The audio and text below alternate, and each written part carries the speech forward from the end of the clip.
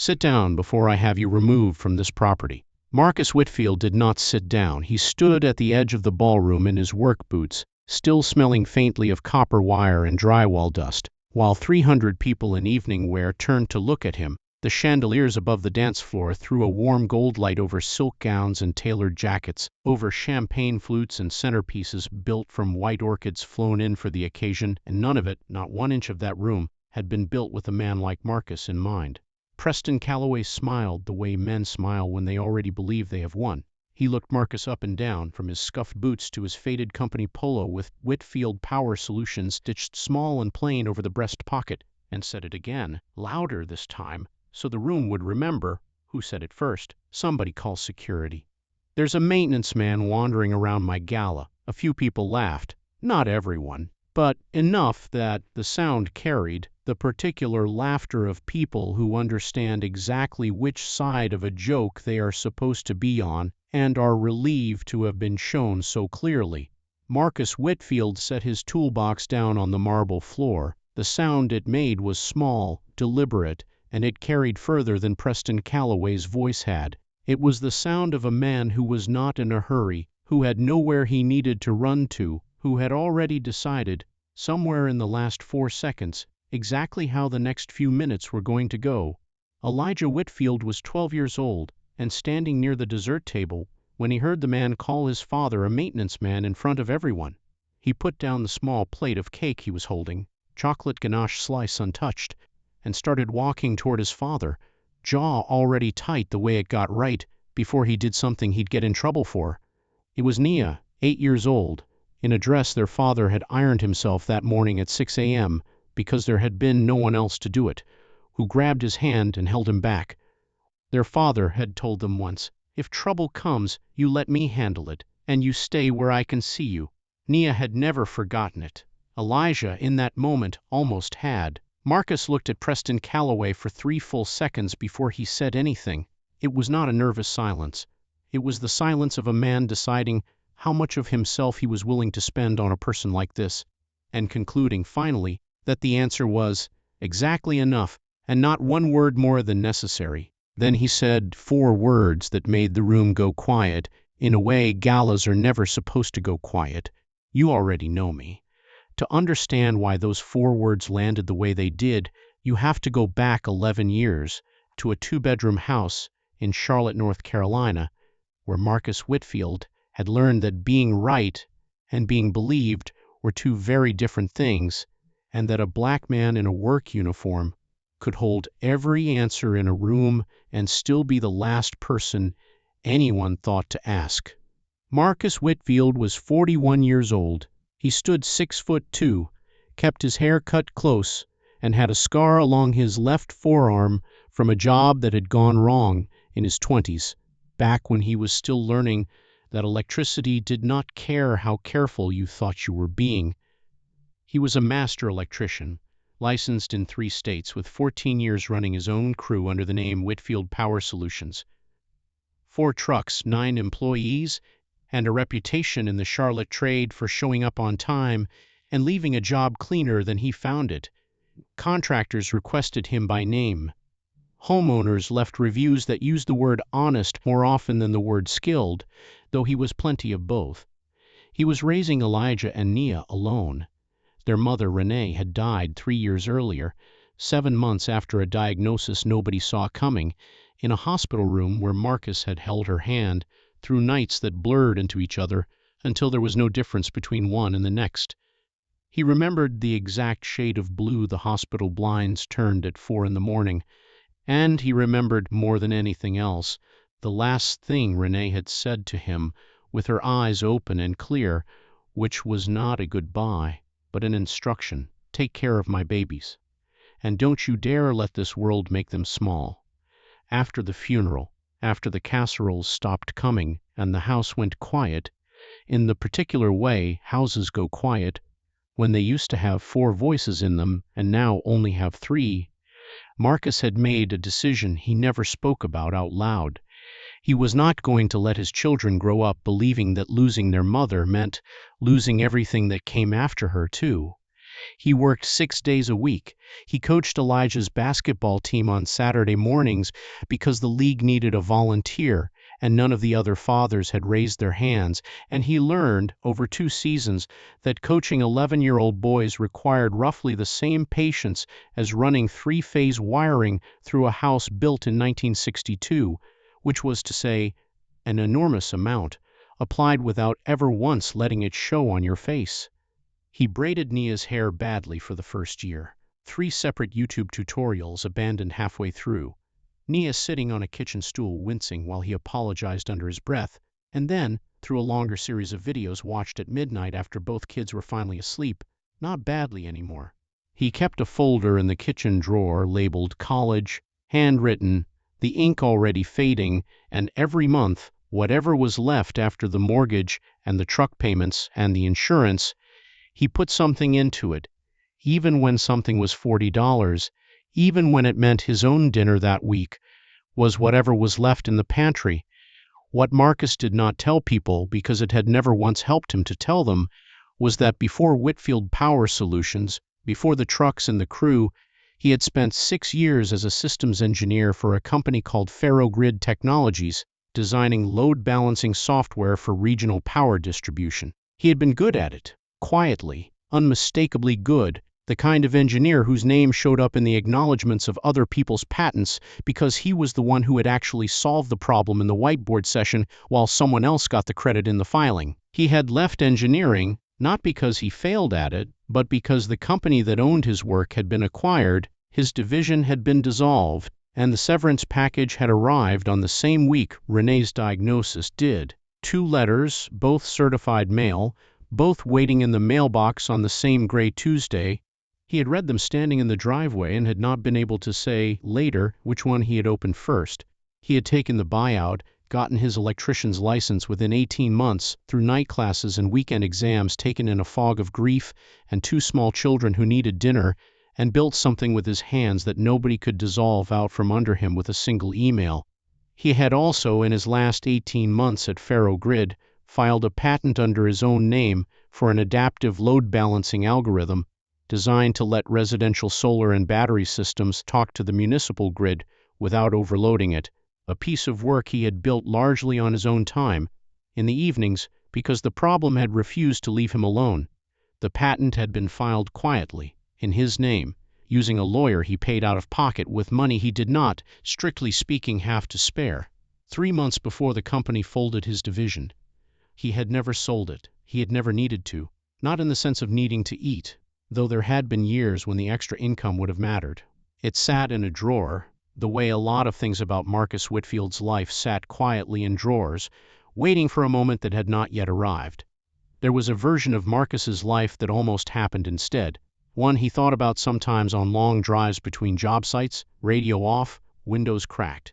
In that version, Ferrogrid never dissolved his division, and he spent the next 20 years climbing an engineering ladder somewhere in a glass building downtown, his name eventually attached to a title with the word director or vice president in it, his hands soft in a way they had not been soft since he was 19. He did not resent the life he had instead.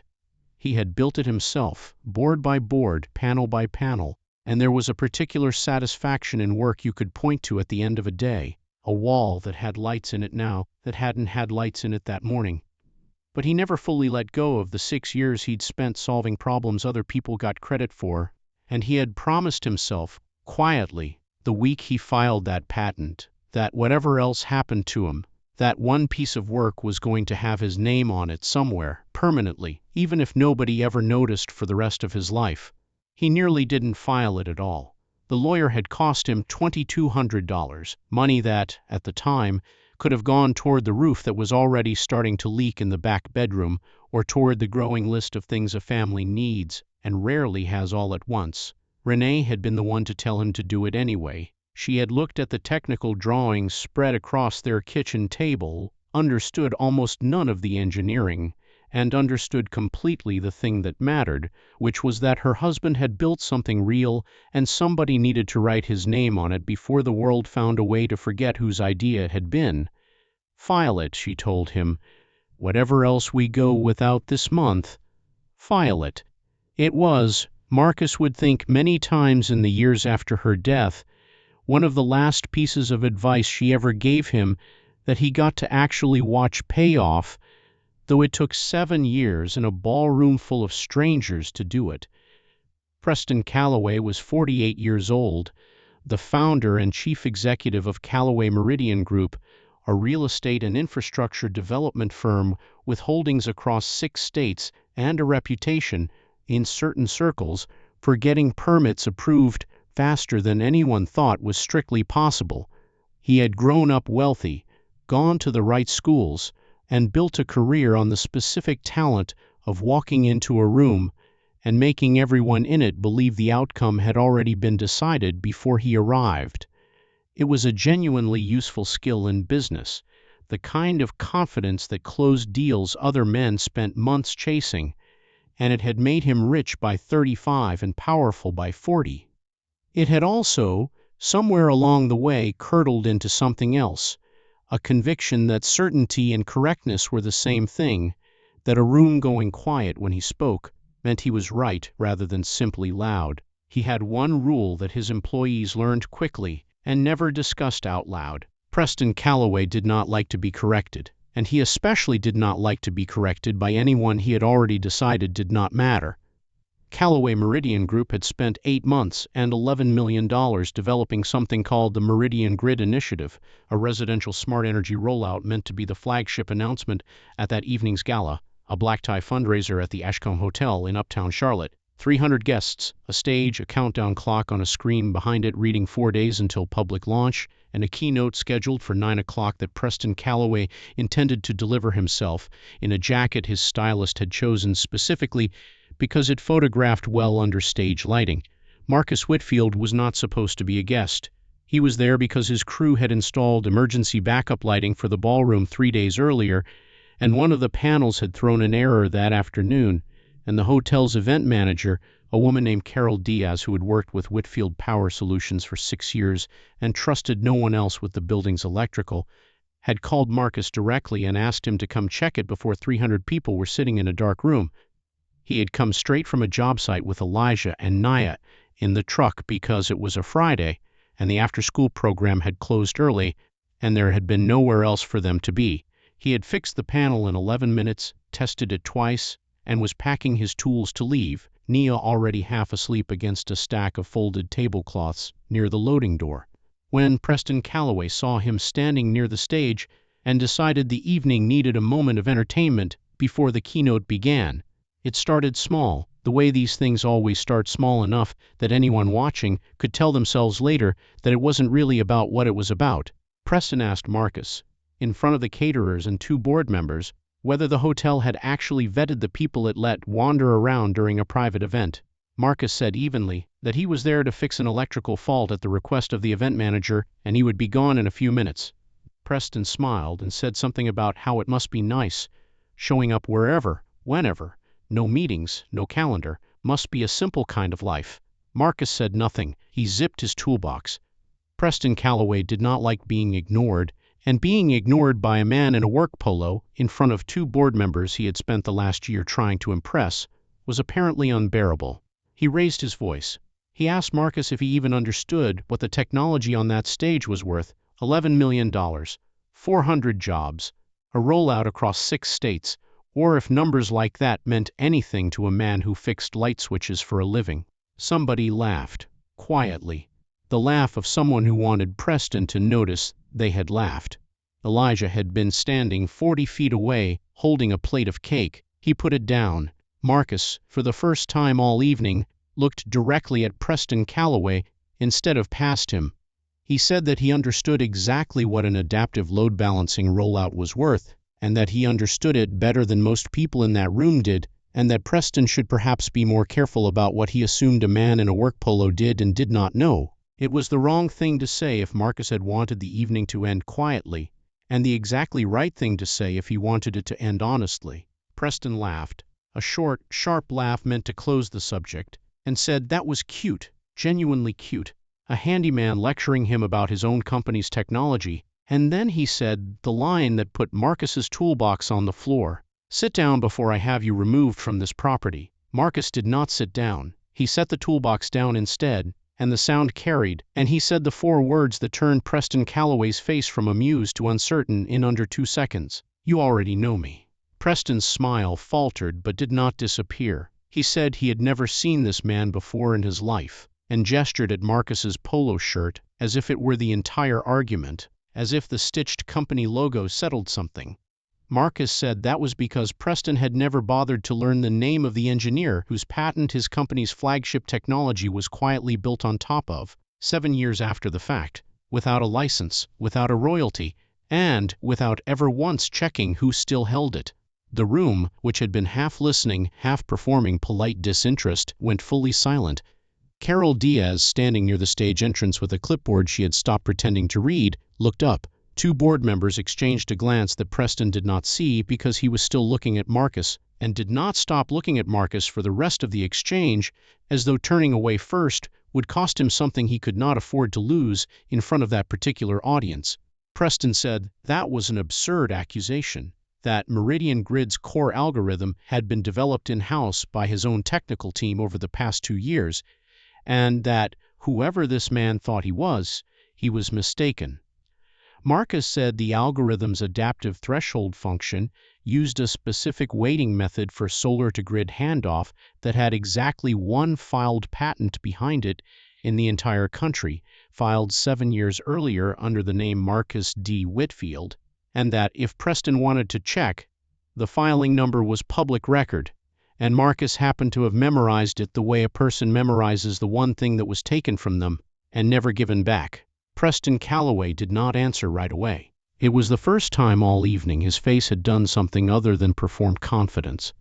A woman near the front of the room, dressed in a dark green suit that made it clear she was there in a professional capacity rather than a social one, had been watching the exchange with an expression that had shifted somewhere in the last 90 seconds from mild curiosity to something considerably sharper. Her name was Vanessa Cole, and she was outside counsel retained by 3 of Callaway Meridian Group's institutional investors specifically to review the Meridian Grid Initiative's intellectual property documentation before the public launch.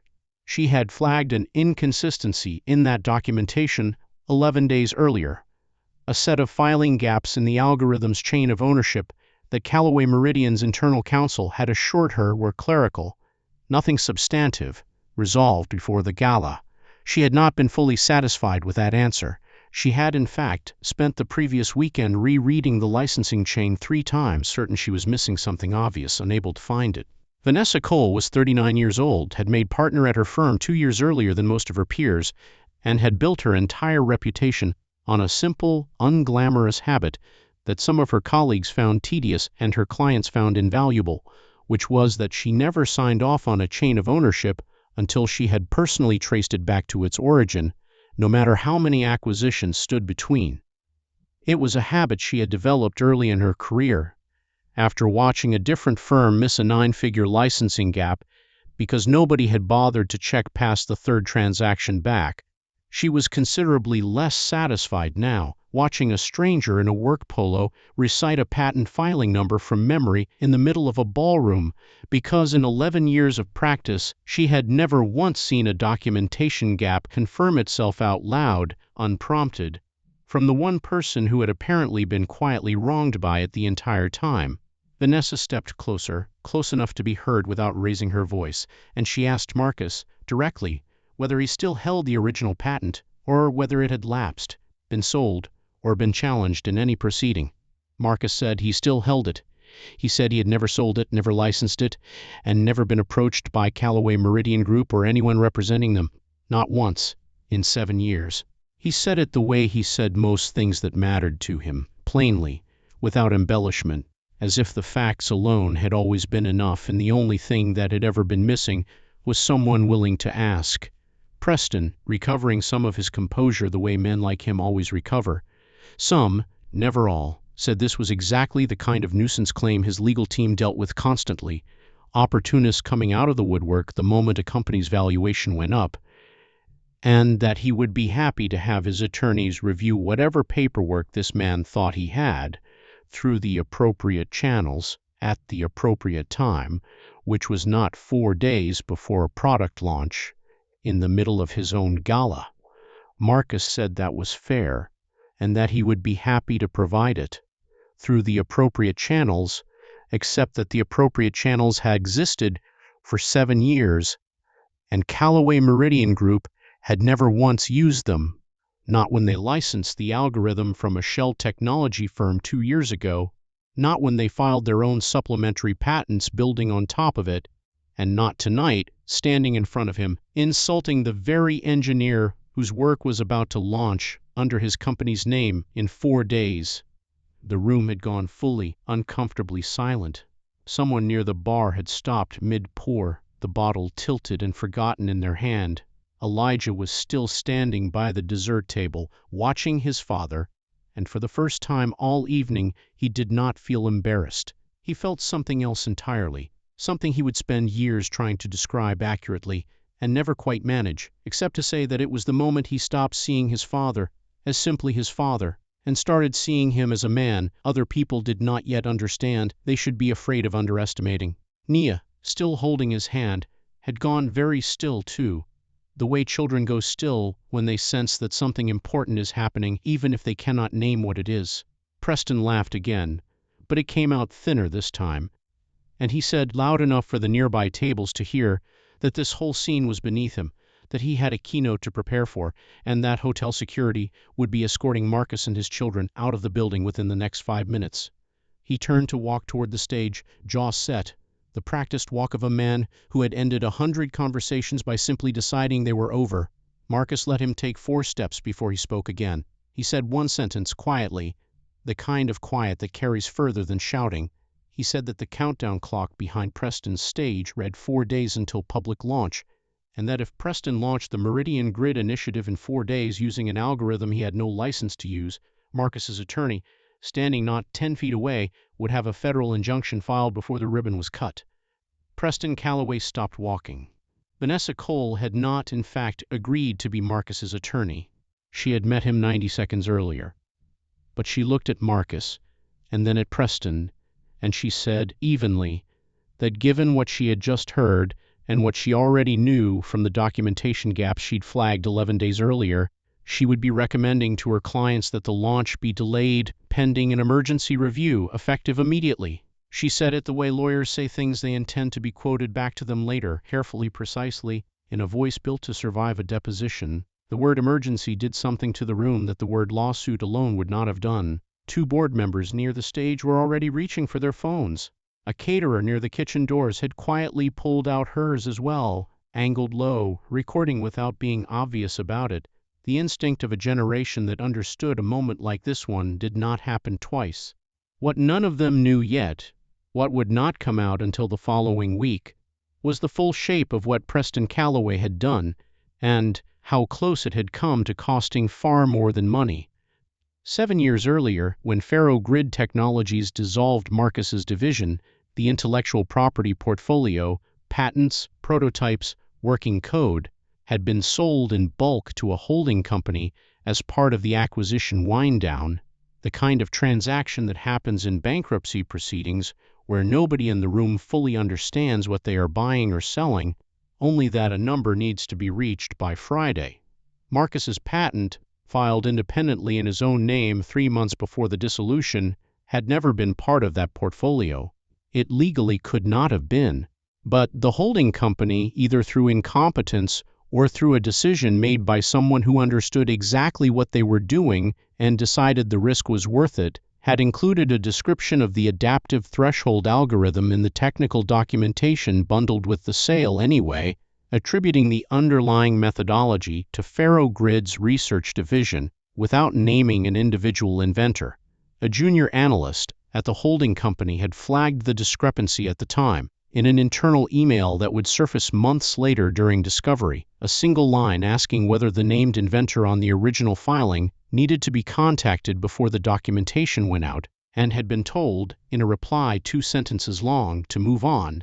The deal needed to close by Friday. That analyst, whose name appeared nowhere in any of the news coverage that eventually followed, had left the holding company less than a year later for an unrelated job, and had, by the time the video went viral, no idea that the 2-sentence email dismissing his question would eventually become a key piece of evidence in a case that reshaped an entire company's leadership. The documentation, discrepancy and all, had passed through 2 more acquisitions over the following 5 years before landing, finally, at Callaway Meridian Group, where Preston's technical team had built an entire commercial product on top of it, genuinely believing, because they had been told, that the underlying methodology was proprietary and unencumbered. None of the engineers who built Meridian Grid's core software had ever heard the name Marcus Whitfield. They had simply inherited a set of specifications that no longer carried the truth of where they came from, the way information often survives, long after the context that would have made someone question it has quietly fallen away. Preston himself had not known, not really, not until the moment Marcus said his own name out loud in a ballroom and the countdown clock kept ticking behind him. But not knowing does not undo what gets built, and it does not undo what gets said to a man standing quietly with his toolbox at his feet while his 2 children watch from across the room. The 5 minutes Preston had promised for security to arrive came and went. Nobody called them. Carol Diaz had quietly stepped away from the stage entrance and gone to find the hotel's general manager, not to remove Marcus, but to make sure nobody else tried to, and to make sure quietly that a chair was brought over for Nia, who was still standing, and that a plate of the good cake, not the display slice, was brought to Elijah, who had not eaten in 3 hours. Vanessa Cole asked Marcus if he had copies of the original patent filing on him, or accessible that evening. Marcus said the filing was public record, searchable by number, and that he additionally had the original prototype code, time-stamped, backed up in 3 places, including a version control history from his time at Ferrogrid that predated the company's dissolution by over a year. He said this the way he said most things, without raising his voice, without reaching for drama, the way a man speaks when he has known something to be true for 7 years and has simply been waiting for someone to finally ask him the right question. He mentioned, almost as an afterthought, that he still had the original whiteboard photographs from the week he'd solved the handoff problem, taken on an old phone, dated automatically, because he had always had a habit of documenting his own work even when no one around him seemed to think it mattered. Preston, standing near the stage with the countdown clock behind him now reading 3 days 23 hours, said that even if some technicality existed, and he was not conceding that it did, this was hardly the venue, and he would be moving forward with his keynote as scheduled. His voice had lost some of its earlier certainty, though he was still trying, visibly, to hold the shape of a man in control of the room. It was at this point that one of the 2 board members, a woman named Delphine Okafor, who had sat on Callaway Meridian Group's board for 6 years and had grown quietly weary of moments exactly like this one, stood up from her table and said, in a voice that carried without effort, that the board would in fact like a word with Preston before any keynote proceeded, and that the word would be happening now, in the side room, not after the applause. She did not raise her voice either. She did not need to. 6 years of watching Preston Calloway talk over people who turned out, later, to have been right, had apparently used up whatever patience she had left for giving him the benefit of the doubt in public. Preston looked at Delphine the way a man looks at a door he had not expected to see closed. Inside the side room, away from the ballroom and its 300 witnesses, the conversation did not stay calm for long. Preston opened by insisting the whole matter was overblown, a contractual technicality that his legal team would resolve within days, and that pulling him off the stage mid-gala over an unverified claim from a stranger was, frankly, an overreaction that would embarrass the company far more than the claim itself. Delphine Okafor let him finish. Then she asked him a single question that would be repeated, nearly verbatim, in the boardroom 6 weeks later when the vote to remove him finally happened. She asked him whether, in 8 months of developing an $11 million flagship product, anyone on his team had ever once run an independent chain of title search on the core algorithm before licensing it from the shell firm 2 years prior. Preston did not have an answer. Not because he didn't know, but because, as it slowly became clear over the following weeks, the true answer was that nobody had, because nobody had thought a man who fixed light switches for a living was the kind of loose end worth chasing down. The gala did not end that night the way galas are supposed to end, with applause and a countdown reaching 0, and photographs of Preston Calloway shaking hands under a banner reading "The future starts here." It ended with Preston Calloway, in a side room off the ballroom, being asked by 3 members of his own board, in front of outside counsel representing his largest institutional investors, to explain a documentation trail that had apparently been sitting unresolved, unexamined for 7 years, one that a man in a work polo had just laid out in under 4 minutes standing next to a dessert table. Marcus did not go into the side room. He was not invited, and he did not ask to be. He picked his toolbox back up, walked over to Elijah and Nia, and told them it was time to go home. Nia, who had not fully understood most of what had happened but had understood enough to know her father had not backed down, asked him on the walk to the truck if the man in the expensive suit was going to be in trouble. Marcus told her that some kinds of trouble take a little while to arrive, but they always know the address. Elijah, walking a step behind, said nothing for the length of the parking lot, and then, once they were all buckled in and the truck engine had turned over, asked his father quietly how long he had known. Marcus looked at his son in the rearview mirror for a moment before he answered. 7 years, he said. I've known for 7 years, and tonight was just the first time anybody in that building was finally forced to listen.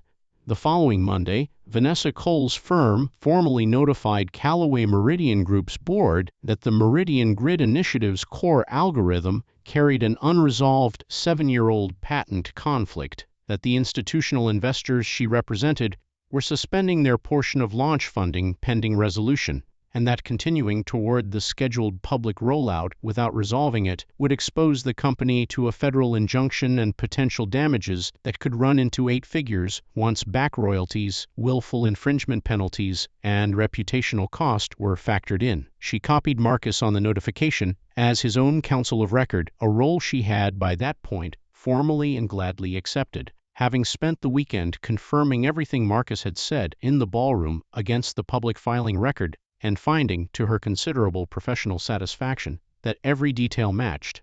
Callaway Meridian stock, privately held but tracked closely by 3 separate infrastructure investment funds, saw 2 of those funds quietly pause further commitments within 48 hours, their analysts citing, in internal memos that would later leak to the same trade publication covering the story, unresolved intellectual property exposure as the reason.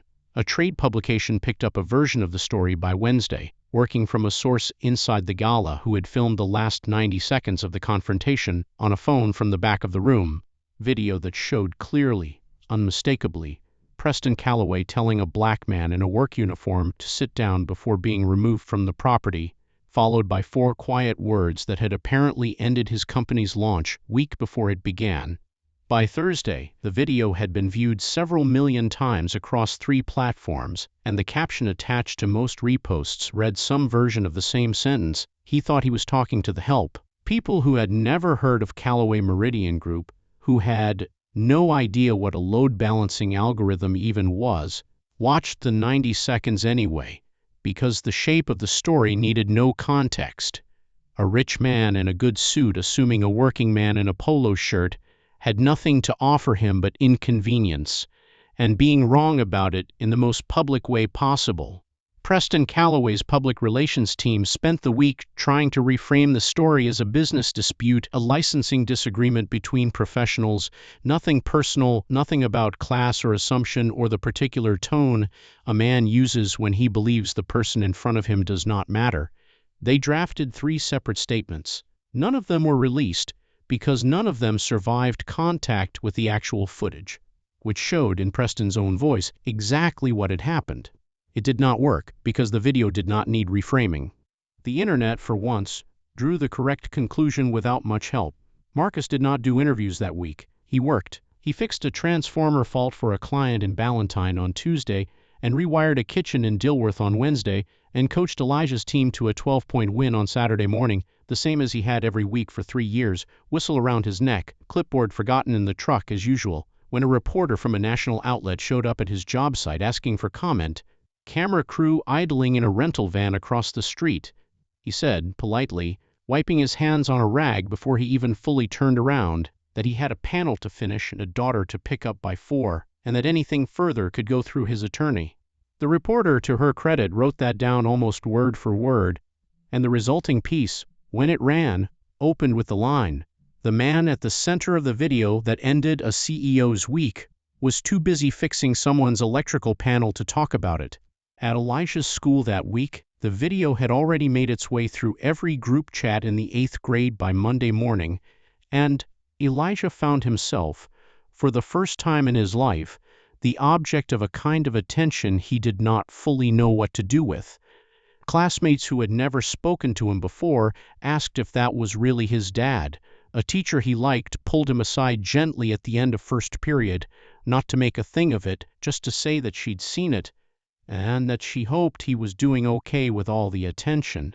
Elijah told her he was fine, and mostly meant it, though there was a strange, hollow feeling in watching millions of strangers replay the worst thing anyone had ever said to his father as entertainment, clipped down to 90 seconds with a caption and a sound effect added by somebody who had never met either of them. He came home that Friday and told Marcus, almost apologetically, that people kept asking him about it, and he didn't always know what to say. Marcus told him the only thing he needed to say was the truth, which was that his father went to fix a light, and somebody decided to be cruel about it.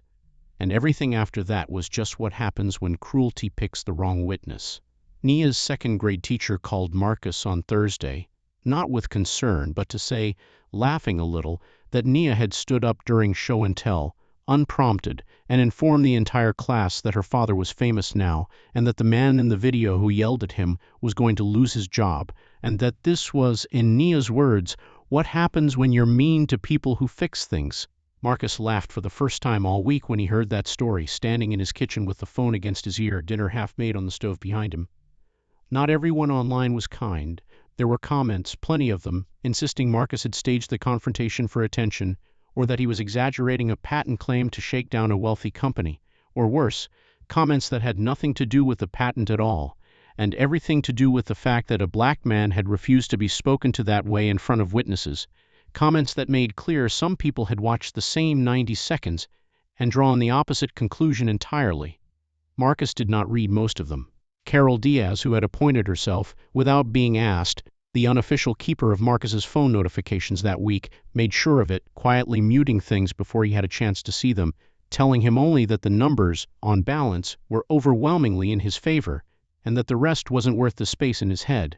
By the following week, 3 separate local news stations had requested interviews, 2 national morning shows had reached out through Vanessa's office, and a literary agent had emailed asking, with a level of enthusiasm that struck Marcus as slightly premature, whether he had ever considered writing a memoir. He declined all of it politely through Vanessa, with the same explanation every time: he had a crew to run, 2 kids to raise, and nothing to sell anybody. The one exception he made, 18 months later, was the single conversation with a local reporter he trusted, the same one who had written down his line about the panel and the pickup time without embellishing it, because she had proven, over that year and a half, that she was willing to tell the story the way it had actually happened, rather than the way it would perform best.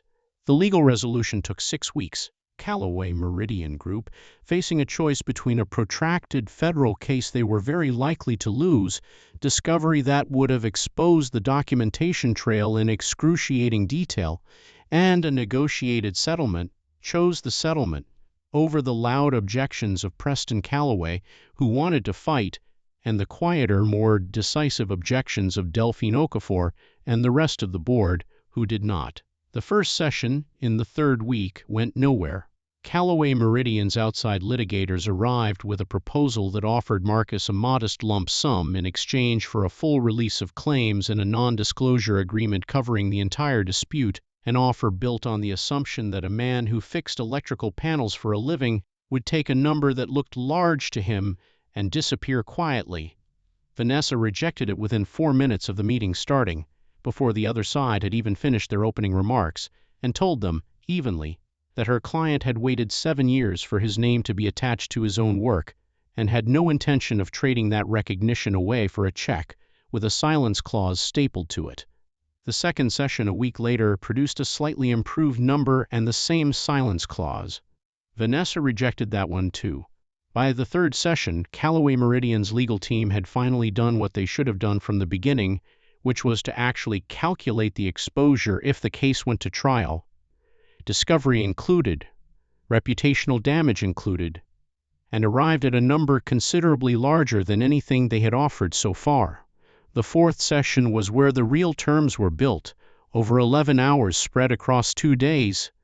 Vanessa pushing for permanent public attribution on every filing as a non-negotiable condition long before she pushed for a single additional dollar, because she understood, better than the men across the table seemed to, that for Marcus the money had never been the point that mattered most.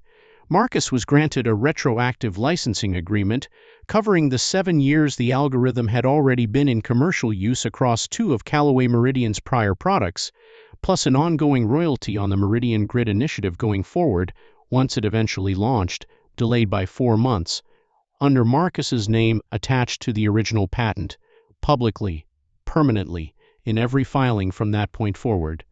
Vanessa Cole negotiated the terms herself across those 4 separate sessions and told Marcus afterward, off the record, over coffee in a diner near his shop rather than in either of their offices, that it was the cleanest case she had worked in 11 years, because for once every fact on her client's side was simply boringly true, and the other side's entire strategy had been built on the hope that nobody would ever bother to check. Preston Calloway was not criminally charged. He had not, in the strict legal sense, known about the patent conflict when his team built the product, and ignorance, however convenient, is not the same as fraud. But Delphine Okafor and the rest of the board, having watched investor confidence evaporate in real time over a documentation failure that should have been caught years earlier, and having watched their CEO handle the discovery of that failure by insulting the man he had wronged in front of 300 witnesses and a phone camera, voted 5-2 to remove him as chief executive within the month. He retained his equity. He retained his name on the door of a building he no longer ran. He did not retain the trust of the people who had once found his confidence reassuring rather than reckless.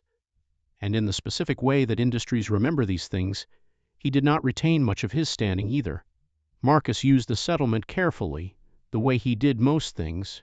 He paid off the mortgage on the house he and Renee had bought together, the house where Elijah and Nia had grown up, so that no matter what else happened, it would always simply be theirs. He put a substantial amount into the college folder that had lived in the kitchen drawer for 3 years, enough that it stopped being a folder and became an actual fund, professionally managed, with both kids' names on it, and he sat both children down at the kitchen table the day he opened the account and told them, plainly, that this money existed because of something that had been taken from him a long time ago and finally given back, and that he never wanted them to think money like that showed up because the world was fair. It showed up, he told them, because he had refused to be quiet about the truth, and sometimes, not always, but sometimes, that was enough. And he took a portion, not all of it, but enough, and started something he had been quietly designing in his head for longer than he would have admitted to anyone, a non-profit training program pairing licensed electricians with young people from Charlotte's underserved neighborhoods, teaching them a trade that could not be outsourced, dissolved, or bought out from under them, the way his engineering career once had been. He spent evenings for the first 3 months writing the curriculum himself, borrowing a folding table and 6 borrowed panels from a supplier who owed him a favor, before he ever accepted a single dollar of outside funding. He named it the Whitfield Trade Initiative, and its first class, 18 months later, had 11 graduates, 9 of whom went straight into paid apprenticeships with licensed contractors across the Charlotte metro, 2 of whom went on to start their own small crews within 3 years, the way Marcus once had, out of a single truck and a stack of borrowed tools. One of them, a 19-year-old named Deshawn, who had been living in a shelter when he enrolled, sent Marcus a photograph of his own first truck, freshly lettered, the week he registered his business, with no message attached except a single line, "Thank you for handing me something nobody could take back." The program was not, at first, an easy sell to the people whose money it needed. Marcus spent the better part of a year sitting across tables from foundation directors and small business grant committees, explaining over and over why a training program for electricians deserved the same seriousness as a coding bootcamp or a college scholarship fund, why a trade that kept the lights on in every single building those foundation directors worked in was somehow always the last line item considered worth funding. He did not always win those meetings. He kept showing up to them anyway, the same patient persistence that had carried him through 7 years of a filed patent nobody asked about, applied now to a folding table and a stack of borrowed panels instead of a courtroom. 2 years after the gala, the Whitfield Trade Initiative had trained 63 apprentices, placed 51 of them into full-time licensed positions, and opened a second training site in Greensboro, funded in part by 2 of the same institutional investors who had once pulled their commitments from Callaway Meridian Group and had since then quietly asked Vanessa Cole whether Marcus Whitfield might be interested in a modest grant. Marcus had said yes, on one condition he insisted on in writing before a single dollar changed hands, that the funding come with no naming rights attached to any donor, no plaque, no ribbon-cutting photograph, because the whole point of the program, he told them, was that the kids walking through its doors needed to believe the opportunity belonged to them, not to whoever had written the largest check. Callaway Meridian Group, under new leadership, a soft-spoken former chief operating officer named Renata Sue, who had been with the company for 11 years and had never once raised her voice in a boardroom, had gone on to complete the delayed launch of the Meridian Grid initiative, now formally credited in every technical filing to the adaptive load balancing methodology developed by Marcus D. Whitfield, deployed across 400,000 homes in 6 states, quietly doing exactly the work it had always been designed to do, only now with the right name attached to it. Preston Calloway, no longer chief executive of the company that carried his name, sold his remaining equity 18 months after his removal and largely disappeared from the industry press that had once covered him as an innovator. He was, on occasion, still mentioned in trade publications, usually in retrospective pieces about the Meridian Grid controversy, usually in a single paragraph, usually as a cautionary footnote rather than the subject of the story, a name attached to a lesson other executives were now taught in onboarding decks about intellectual property diligence, filed somewhere between the words assumption and audit. He gave one interview himself, roughly a year after his removal, to a business magazine doing a longer piece on executive downfalls, and in it he said something that surprised the reporter enough that she led her piece with it. He said that the mistake had never really been the documentation gap, because documentation gaps happen quietly in every company large enough to have 5 layers of acquisitions behind it. The mistake, he said, was standing in that ballroom and deciding, in the space of about 4 seconds, that the man in front of him was not worth a single question before he opened his mouth. He said he thought about that 4 seconds more than he thought about the board vote that removed him, more than the equity he'd sold, more than the calls that had stopped coming from people who used to compete for his attention.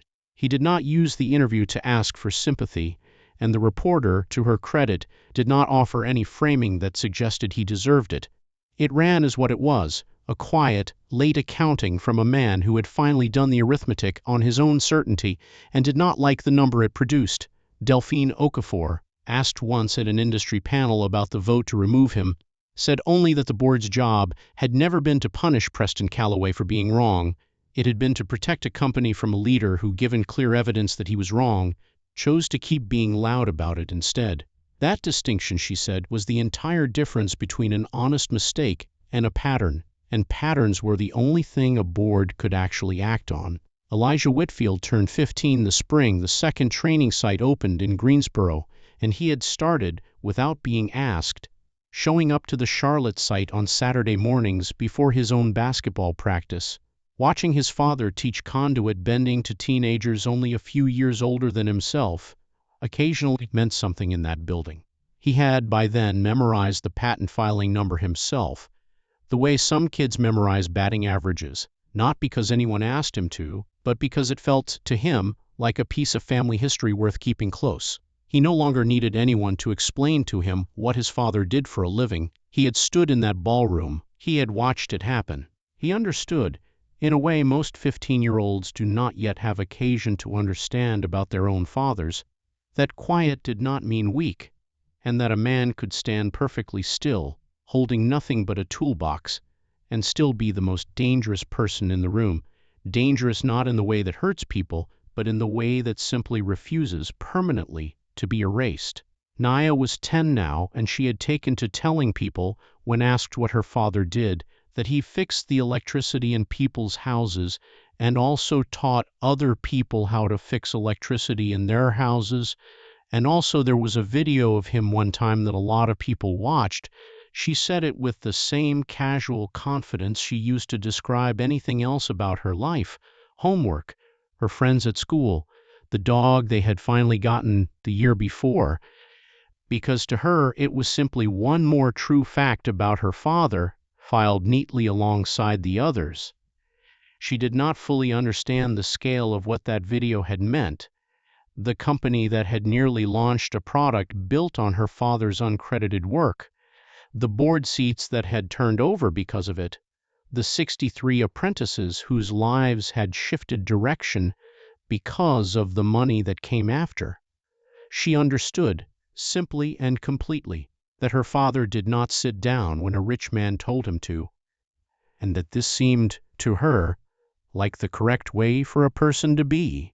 She kept, in her own room, a printed still frame from the video, the moment right after Marcus set the toolbox down, taped to the inside cover of a school notebook where no one but her would ever see it. There is a framed patent certificate now, hanging in the front office of the Whitfield Trade Initiative's Charlotte building. Marcus D. Whitfield, listed as sole inventor, filed a decade earlier than most of the young apprentices walking past it were old enough to understand what a patent even was. Beside it hangs a second, smaller frame, added later, containing nothing but a single printed sentence in plain black text. Some kinds of trouble take a little while to arrive, but they always know the address. Marcus does not point either one out to visitors. He does not need to. They hang there the way the truth generally does, once it is finally given the room to be seen, quietly, permanently, taking up exactly as much space as it always should have. What happened at that gala was never really about a patent, though the patent was real, and it mattered, and it changed the shape of several people's lives in ways that could be measured in dollars and job titles and board resignations. It was about a man who assumed that a work polo and a toolbox meant a person had nothing worth listening to, standing in a room with the one person whose knowledge he needed most to survive the next 4 days of his career, and choosing, instead of curiosity, contempt. It was about what happens when contempt meets a man who has spent his entire adult life being underestimated, and has simply, quietly, stopped being surprised by it, without ever once losing the patience to prove, calmly, exactly how wrong the assumption was. It would have been easy, in the retelling, for this to become a simple story about a rich man getting what he deserved, and there is a version of it that some people prefer to tell that way: tidy and satisfying, contempt punished, arrogance humbled, the countdown clock ticking down to nothing, while the man who built nothing but assumptions watched his company slip out of his hands. But Marcus never told it that way, not to his children, not to the one reporter he trusted, not to himself, on the long drives between job sites where he had the most time to think about it. He told it, instead, as a story about 7 years of a drawer staying shut, about a wife who told him to file the paperwork even when the roof needed fixing more, about 2 children who learned, far earlier than he would have chosen for them, what it looks like when their father refuses to shrink in a room built to make him feel small. The satisfaction for Marcus was never really about Preston Calloway losing his job. It was about a truth that had waited 7 patient years, finally getting exactly as much room as it had always deserved, no more, no less. Marcus Whitfield never went looking for that moment in the ballroom. He went there to fix a lighting panel because a woman who trusted his work called him on a Friday afternoon, and he brought his children because there was nowhere else for them to be, and he stayed calm because calm had always been the only tool he needed that nobody could take away from him. He has said, since only once, to a reporter who finally earned enough of his trust for a real conversation 18 months after the gala, that he never once, in 7 years of carrying that patent quietly in a drawer, imagined the moment it finally mattered would happen next to a dessert table, with his daughter's hand in his son's, in front of 300 strangers who had already decided, before he said a word, exactly who he was. He said the only thing that had ever surprised him about that night was how easy it had actually been, in the end, to tell the truth out loud, once somebody had finally been arrogant enough to ask the wrong question in front of the right witnesses. He said one more thing in that interview, almost as an afterthought, that the reporter chose to end her piece on. He said that if Preston Calloway had simply said thank you for fixing the panel that night and walked away, none of the rest of it would have happened. Not the video, not the settlement, not the board vote, not the training program that now bore his name. 7 years is a long time to wait for a moment to matter, he said. And I would have waited 7 more, quietly, if that's what it took, because I was never in a hurry to be believed. I was only ever waiting to be asked. What would you have done, standing in that room, if the choice in front of you was to sit down quietly or to say the 4 words that changed everything? How much of what people assume about you, walking into a room in your work clothes, in your ordinary life, in the body you were given, has nothing to do with who you actually are? And how long are you willing to let that assumption stand before you finally say something? If this story reminded you that dignity does not depend on what you're wearing when you walk into the room, share it with a father in your life who has been underestimated one too many times, and tell us in the comments the moment you stopped letting the world decide what you were worth. Somewhere tonight, there is a man in work boots standing in a room that was not built with him in mind, holding an answer nobody has thought to ask him for yet. And the only real question left is whether the people around him will have the sense to ask before they have the arrogance to assume.